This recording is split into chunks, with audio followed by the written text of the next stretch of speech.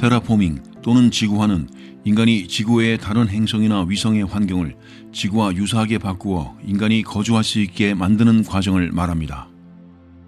쉽게 말하자면 다른 행성의 환경을 바꾸어 지구와 같은 생태계를 만드는 것입니다. 그러나 아직 이러한 과정이 가능한지는 확실하지 않습니다.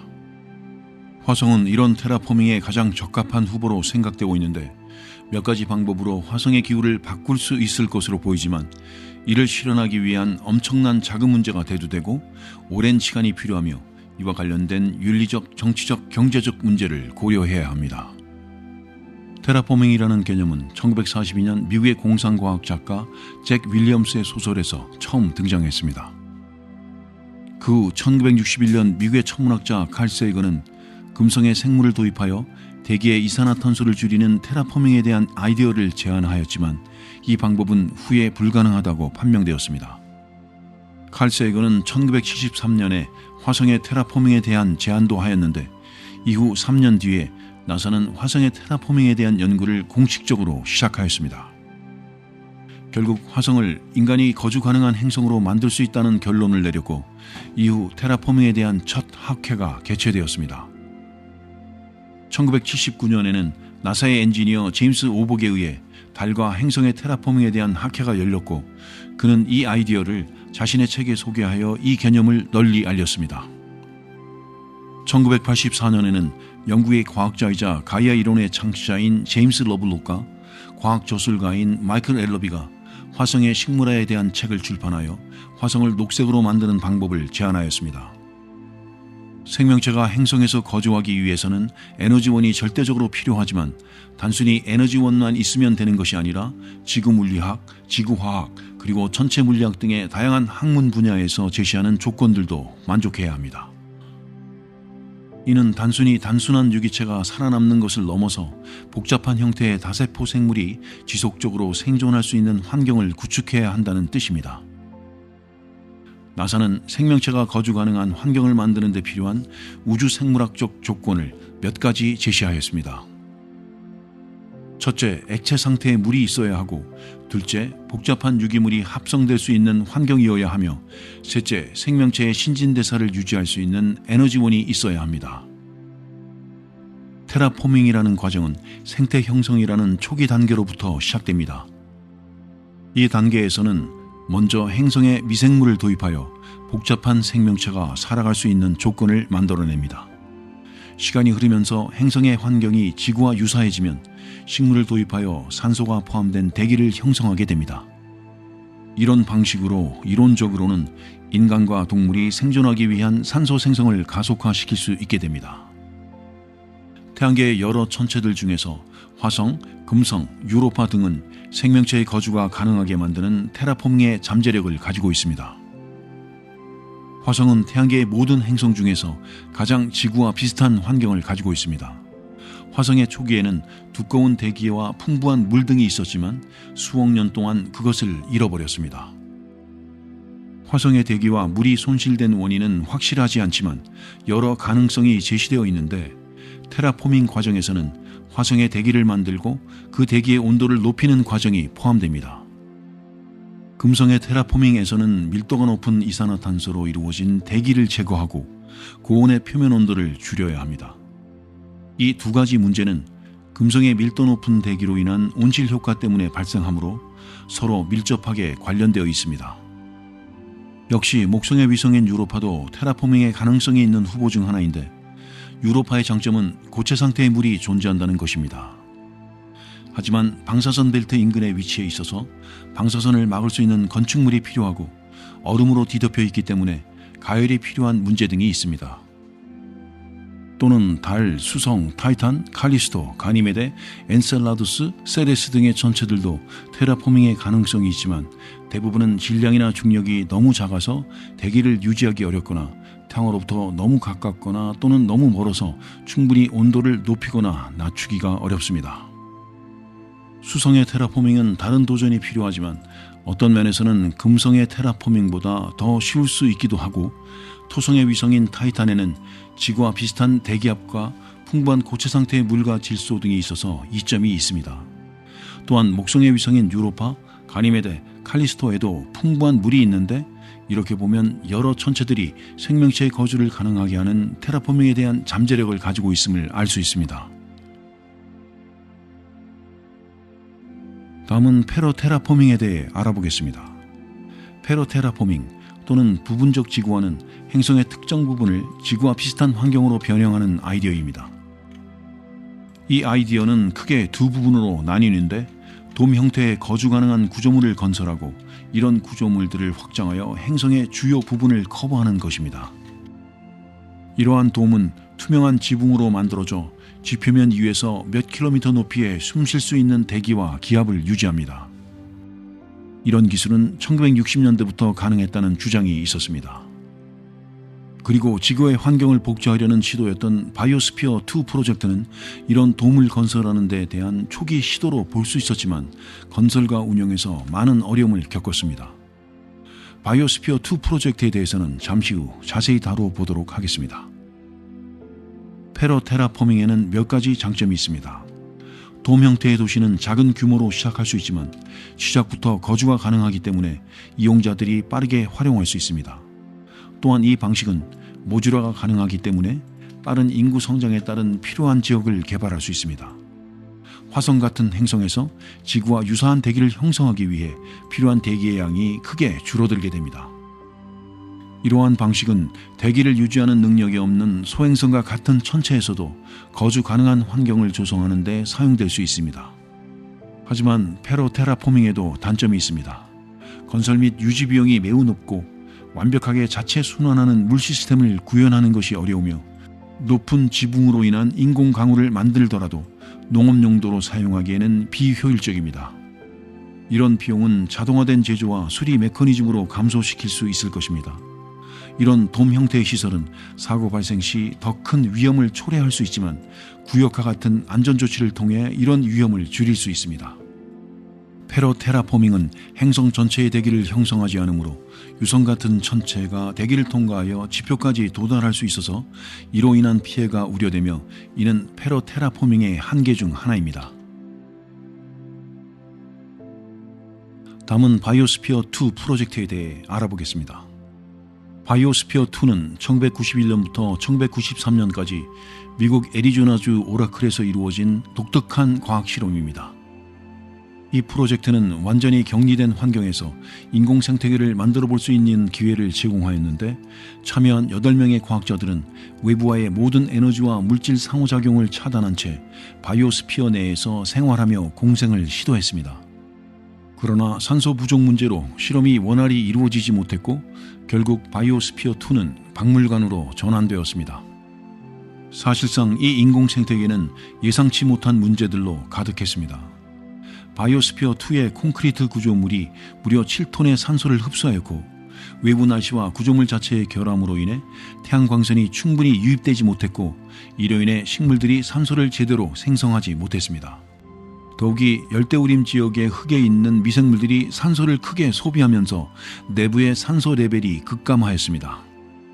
불행하게도 실험 진행 후 불과 몇 달 만에 이들이 겪은 문제는 더욱 악화되었습니다. 바이오스피어2 내부의 산소 농도가 15%까지 떨어지고 이산화탄소 농도는 평소보다 2~3배가량 상승했습니다. 그리고 이 둘 사이에 극심한 교차가 발생하였는데 밤이 되면 식물의 광합성이 멈추며 산소 농도가 급격하게 떨어졌고 이는 다시 이산화탄소 농도의 급증을 초래하였습니다. 이 외에도 다양한 생태계 문제들이 발생하였는데 바닷물에 이산화탄소가 많이 녹아 물이 산성화되면서 산호들이 녹기 시작했고 이를 중화시키기 위해 실험자들이 바닷물에 중탄산임을 첨가해야 했습니다. 또한 곤충의 대량 사멸, 불개미의 급증, 식물의 수정 문제, 식량 부족 등의 문제가 발생하였고 이는 실험자들의 영양 상태와 심리 상태에도 영향을 미쳤습니다. 이러한 여러 문제들로 인해 바이오스피어2는 원래 계획했던 것과는 달리 실험 종료 시점에 실험자들은 끔찍한 상태에 빠져 있었습니다. 이 실험이 우리에게 알려준 것은 생태계를 모방하고 창조하는 것이 얼마나 어려운지라는 사실이었습니다. 그럼에도 불구하고 바이오스피어2는 인상적인 실험 공간이었는데 그 안에는 5가지의 다양한 자연 생태계가 재현되어 있었습니다. 천장 부분은 태양광을 받을 수 있도록 유리로 만들어졌는데 약 1.25헥타르, 즉 약 4,000평의 넓이에 걸쳐 있었습니다. 철골과 유리, 콘크리트로 만들어진 이 공간에는 약 3,000종의 생물이 살아 있었습니다. 다음은 화성의 테라포밍입니다. 화성 테라포밍이란 화성을 지구와 유사한 환경으로 변형하는 과정을 말합니다. 이런 변화를 이루기 위해서는 많은 자원을 필요로 하는 다양한 계획이 요구되며 지구의 기후, 대기, 표면 재생 및 새로운 생태계 설치와 연관이 있습니다. 화성은 지구로부터 가장 가까운 행성이며 크기가 지구와 비슷하기 때문에 중력도 비슷합니다. 먼 과거에는 화성은 지구와 비슷한 환경이었다고 추정되며 지금도 유사한 부분이 많습니다. 이런 특성 때문에 화성은 테라포밍에 가장 적합한 행성으로 자주 언급됩니다. 하지만 화성은 지구보다 중력이 낮고 빛 수준이 낮으며 자기장이 부족하기 때문에 테라포밍에 많은 어려움을 겪을 수 있습니다. 현재 기술 수준으로 화성을 거주 가능한 환경으로 바꿀 수 있을지에 대한 의견은 여전히 분분합니다.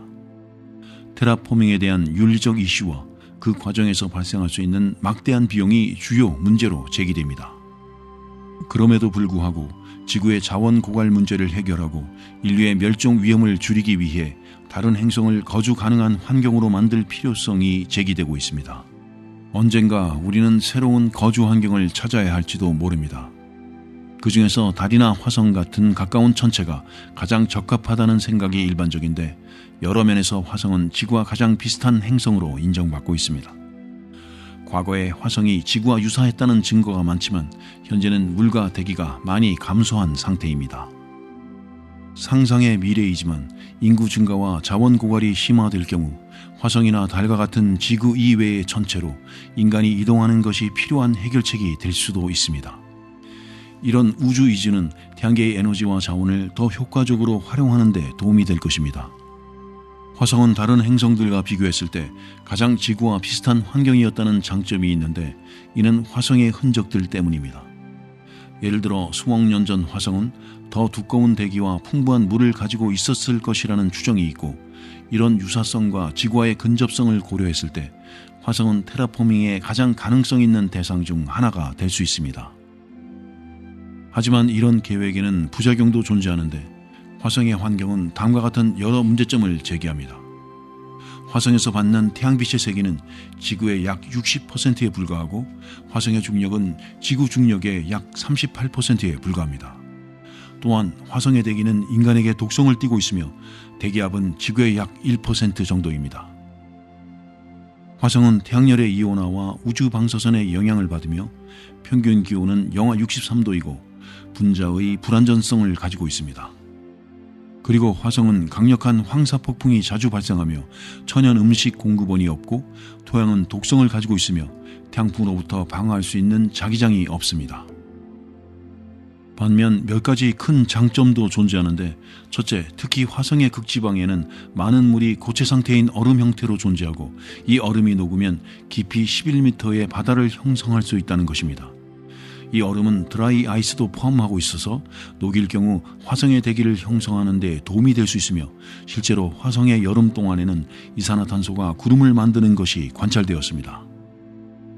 둘째, 화성의 대기가 온실가스로 인해 충분히 농축되어 압력이 증가하면 표면에 액체물이 존재할 수 있다는 것을 의미합니다. 셋째, 화성의 과거 환경이 지구와 비슷했다는 강력한 증거가 있는데 이는 화성의 지표면에 풍부한 액체물이 존재했을 것이라는 사실을 의미하고 또한 화성의 토양과 대기는 생명체가 필요로 하는 많은 중요한 요소들을 포함하고 있다는 것입니다. 넷째, 화성에서는 대기 중 이산화탄소와 수증기의 증가가 온실 효과를 야기할 가능성이 높은데 이는 화성의 기후변화를 유발할 수 있으며 대기에는 산소도 포함되어 있습니다. 마지막으로 화성의 토양에는 과염소 산염이라는 화합물이 있는데 이 화합물은 산소를 방출하는 데 사용될 수 있습니다. 이와 같은 요소들을 고려하면 화성은 우리 태양계에서 살기 좋은 행성으로 변형시키는 데 가장 적합한 후보 중 하나일 수 있습니다. 다음은 화성 테라포밍을 위한 방법과 전략입니다. 화성 테라포밍은 세 가지 주요 단계를 필요로 하는데 그것은 자기장 생성, 대기 형성, 그리고 온도 상승입니다. 현재 화성의 대기는 매우 얇고 압력이 낮지만 이 대기는 주로 온실기체인 이산화탄소로 이루어져 있어서 화성이 되어질 때 이산화탄소는 표면 근처에 열 에너지를 유지하는 데 도움이 될 수 있습니다. 또한 온도가 올라가면 더 많은 이산화탄소가 얼어붙은 극지방에서 대기 중으로 이동하게 되어 온실 효과를 더욱 강화합니다. 이러한 과정은 테라포밍을 돕는 한편 상호 강화 효과를 가지고 있지만 지구의 자기장이 태양풍으로부터 대기를 보호하는 것처럼 화성의 대기를 유지하는 것은 큰 도전이 될 것입니다. 화성 테라포밍을 위한 몇 가지 전략은 다음과 같습니다. 먼저 암모니아를 가져오기인데 동결된 암모니아를 가지고 있는 태양계의 천체로부터 화성 대기로 이동시키는 방법이 제안되었습니다. 그러나 암모니아는 화성 대기에서 안정적이지 않아서 몇 시간 후에 질소와 수소로 분해됩니다. 따라서 암모니아는 강력한 온실 기체이지만 화성을 크게 데우는 데는 크게 기여하지 못할 것입니다. 결국 이 질소가스는 화성 대기의 대부분을 차지하게 되는 과정에서 소진되겠지만 이 과정은 수억 년이 걸릴 것으로 예상됩니다. 수소는 더 가볍기 때문에 더 빠르게 제거될 것이며 암모니아는 공간으로 빠르게 사라질 것입니다. 만약 그것이 우주로 탈출하는 것을 막는 방법이 발견된다 해도 메테인은 파괴되기 전까지 화성 대기에 존재할 수 있는 시간이 제한적일 것입니다. 이 시간은 대략 0.6년에서 4년 정도로 추정됩니다. 화성은 고유의 자기장이 없지만 태양풍과 화성 대기와의 상호작용은 일종의 자기장을 형성합니다. 이 현상은 태양 복사를 줄이는 데에 일조할 수 있지만 대기의 유지는 여전히 어렵습니다. 자기장의 부재, 상대적으로 작은 질량, 그리고 대기의 광화학적 변화가 시간이 흐름에 따라 화성 표면의 액체물의 증발과 손실을 촉진했을 것입니다. 태양풍은 화성 대기의 원자를 방출하며 이 현상은 화성 궤도 탐사선에 의해 감지되었습니다. 이것은 태양풍이 시간의 흐름에 따라 화성 대기를 점차 벗겨냈다는 증거입니다. 반면에 금성은 밀도가 높은 대기를 가지고 있지만 큰 유도 자기장이 없어서 수증기의 흔적만이 남아 있습니다. 지구의 오존층은 추가적으로 자외선을 차단해주며 이로 인해 물이 수소와 산소로 분해되는 것을 방지합니다. 화성의 낮은 중력과 압력도 문제입니다. 화성의 표면 중력은 지구의 약 38%에 불과한데 이런 낮은 중력이 인간의 건강에 어떤 영향을 미칠지는 아직 확실히 알려져 있지 않습니다. 또한 화성의 이산화탄소 대기는 지구 해수면에서의 약 1%의 압력을 가집니다. 화성의 낮은 중력으로 인해 지구에서의 최적 압력인 100kPa를 얻기 위해서는 지구 기둥 기단의 약 2.6배의 대기 농도가 필요합니다. 대기 밀도를 늘리기 위해 추가적으로 필요한 휘발성 물질은 암모니아를 포함하고 있는 거대한 소행성들로부터 소행성의 방향을 바꾸는 것과 같은 방식으로 공급받을 수 있습니다. 화성은 인간이 호흡하기 어려운 환경인데 현재 화성 대기의 기압은 1kPa 미만이며 이는 인간의 생명을 유지하기에는 충분하지 않습니다. 이러한 낮은 압력 때문에 우리 몸의 체액들, 예를 들어 침이나 눈물, 심지어 폐포에 존재하는 액체들이 끓어서 사라질 수 있습니다. 이런 이유로 화성에서 생존하기 위해서는 특별한 압력 보호복이 필요하며 이를 통해 산소를 제공받아야 합니다. 또한 나사의 한 보고서에 따르면 매우 낮은 압력 아래에 노출된 상황에서 생존한 한 사람이 마지막으로 느낀 것이 혀에 물이 끓는 느낌이었다고 전했습니다. 이렇게 압력이 낮은 환경에서는 압력복 없이는 몇 분 이상 생존하기 어렵습니다. 그러나 만약 화성의 대기압이 19kPa 이상으로 상승할 수 있다면 압력 보호복 없이도 생존할 수 있는데 그런 경우에는 방문자들이 양압 상태에서 100% 산소를 공급받는 마스크를 착용하면 됩니다. 만약 화성의 대기압이 더욱 높아져서 24kPa까지 증가할 수 있다면 순수 산소를 공급하는 더 간단한 마스크를 착용할 수 있게 될 것입니다. 그러나 대기압이 증가하면서 이산화탄소 등의 유해가스 농도가 높아질 경우 호흡 장치로 외부 대기가 유입되지 않게 하는 마스크를 착용해야 합니다.